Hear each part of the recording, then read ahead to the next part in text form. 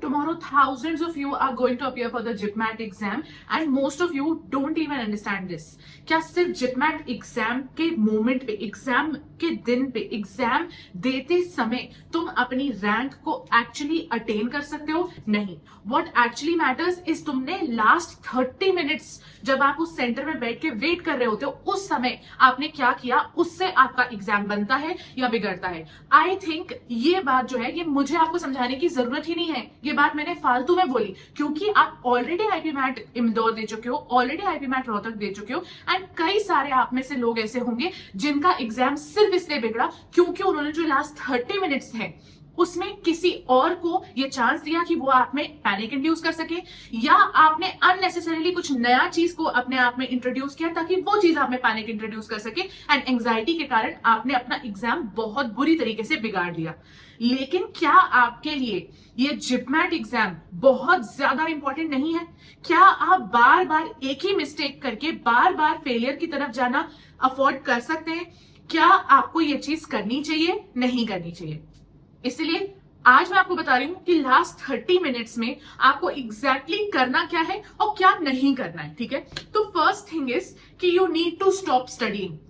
मुझे तो लगता है कि आपको कल सुबह उठ के बिल्कुल सोचना ही नहीं चाहिए. ना आपको रिवीजन करना है, ना आपको अननेसेसरी कोई चीज याद करनी है, ना आपको अपने माँ बाप की डांट याद करनी है. आपको कुछ भी एकदम ब्लैंक स्लेट की तरह जाओ वहां पे, ताकि आप उस ब्लैंक स्लेट पे IIM जम्मू या IIM बोधगया का नाम लिख सको आज कल उस एग्जाम में. वो कैसे होगा? अगर आप अपने आप को जितना रिलैक्स कर सकते हो, जितना रिलीव कर सकते हो of the panic, the trauma, the anxiety and everything, सब कुछ छोड़ दो क्योंकि ये लास्ट मोमेंट है, ये लास्ट आईपीमैट एग्जाम है जिसके बेसिस पे तुमको एक IIM में IPM करने का मौका मिल सकता है. डोंट वरी, कल ऑब्वियस सी बात है इस चैनल पे भी ऑल्टरनेटिव्स टू आईपीमैट की वीडियो आ जाएगी और तुम्हारे पास मल्टीपल ऑल्टरनेटिव्स हैं और बहुत अच्छे ऑल्टरनेटिव्स हैं. लेकिन IIM जाने का मौका तुम्हारे हाथ से कल छिन जाएगा. इसलिए बहुत ध्यान से इस बात को याद रखना कि अब मैं पढ़ाई नहीं करूंगा, चाहे कुछ भी हो जाए. चाहे कोई मुझे बोल दे कि भाई तुमने ये क्यों नहीं पढ़ा, भाई तुमने ये नहीं बात की. तुम ऐसे लोगों से बात ही मत करो जो तुम्हें कुछ नया पढ़ने के लिए पुश कर रहे हैं. Don't talk to them. जो सेकंड मोस्ट इंपॉर्टेंट चीज है उसके बारे में बात करते हैं. Stay away from negative student. ये बहुत इंपॉर्टेंट चीज है. अगर कोई बच्चा आपको दिख रहा है जो ऑलरेडी एंशियस है, अगर कोई बच्चा दिख रहा है जो ऑलरेडी पैनिक इंड्यूस कर चुका है अपने ब्रेन में, वो बहुत दूर से समझ में आ जाते हैं, वो फिजिट कर रहे होते हैं, उनको पसीना निकल रहा होता है, वो गुस्से से लाल हो चुके होते हैं, वो बहुत इम्पेशेंट हो जाते हैं, बहुत परेशान हो जाते हैं, वो नेल बाइट कर रहे होते हैं, वो पेन को अपने मुंह से बाइट कर रहे होते हैं. ऐसे बहुत सारी चीजें होती हैं, ऐसे बहुत सारे जेस्चर्स होते हैं जिससे आप समझ जाते हो कि कोई इंसान बहुत ज्यादा नेगेटिव हो रहा है इस एग्जाम को लेके, तो अब मैं उससे दूर रहता हूं. नहीं तो वो नेगेटिविटी बहुत ही ज्यादा कंटेजियस होती है. जैसे कि एक स्माइल कंटेजियस होती है, उतना ही लेवल पे पैनिक कंटेजियस होता है. अगर आप किसी का पैनिक देखोगे और उससे बात करोगे तो उसका पैनिक तो कभी आप सॉल्व नहीं कर पाओगे इन द लास्ट 30 मिनट्स, लेकिन उसका पैनिक आपको जरूर लग जाएगा एंड आप भी पैनिक करने लगोगे. इसलिए नेगेटिव स्टूडेंट से जितनी दूरी हो सके उतनी बनाओ. मुझे तो लगता है तुम्हें इन कुछ घंटों में जब तुम सिर्फ वेट कर रहे हो कि तुम्हारे एग्जाम हॉल का दरवाजा खुले और तुम एग्जाम हॉल में जाके बैठो, उस समय पे किसी से भी बात भी नहीं करनी चाहिए. रूल नंबर 3 है enter the exam with a simple goal in mind. Rule number 3 है enter the exam with a simple goal in mind. और वो गोल क्या है?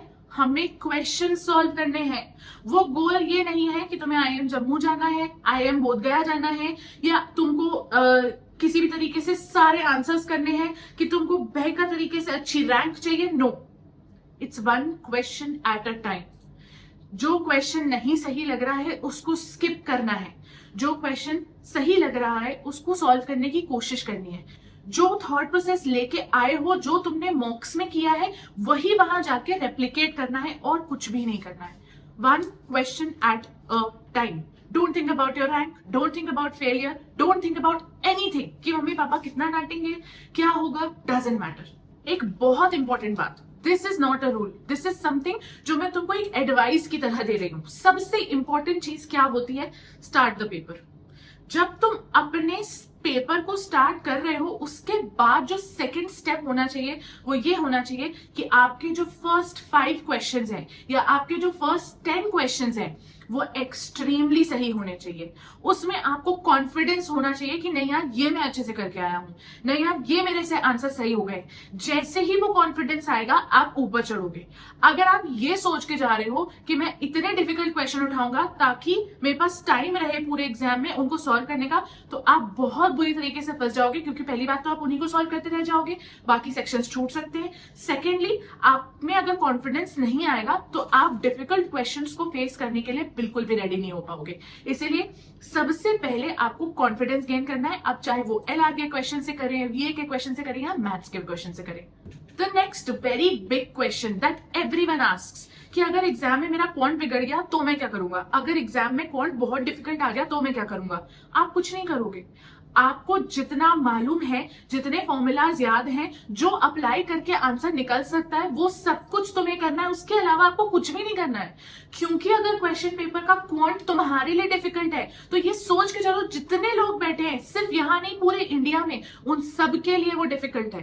क्योंकि फॉर्मूला तो वही है, अप्लाई तो तुम्हें वही करना है, उसी तरीके से सब कुछ करना है। तुम्हें क्लियर सिलेबस मालूम है क्या होता है। उसके बाद भी अगर तुम बार बार एक ही चीज को सोचोगे तो 100% उस समय भी पैनिक करोगे, अननेसेसरीली जो आता होगा वो भी नहीं कर पाओगे।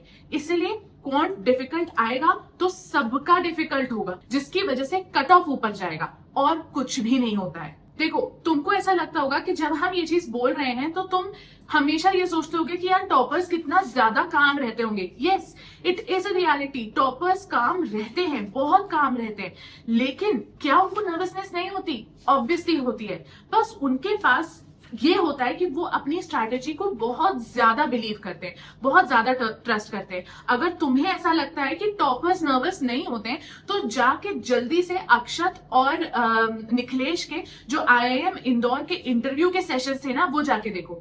निखिलेश को लिटरली पसीना आ रहा था, अक्षत वाज शेकिंग व्हाइल आंसरिंग। तो यस, सबको नर्वसनेस होती है, टॉपर्स को भी नर्वसनेस होती है। बस उनको ये मालूम होता है कि उस नर्वसनेस को अलग रख के मैं अपनी स्ट्रैटेजी और अपने तरीके से किसी भी क्वेश्चन पेपर से कैसे डील करूंगा, एंड दैट्स इट।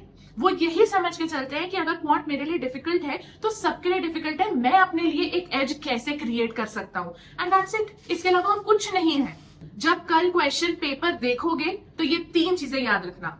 पहला, that you do not need a perfect paper, you do not need to attempt every question and you do not need to know everything. अगर ये 3 चीजें याद रखोगे तो तुम्हारा पेपर एक्सट्रीमली गुड जाएगा एंड तुम मुझे कल बताओगे कि मैं IIM जम्मू जा रहा हूं मैम, फॉर श्योर, और मैं तुम्हें कंग्रेचुलेट करूंगी। और फिर बाद में कभी मिलेंगे इसी चैनल पे किसी ना किसी वीडियो पे। Therefore subscribe and I will see you next time. Until then, bye, all the best.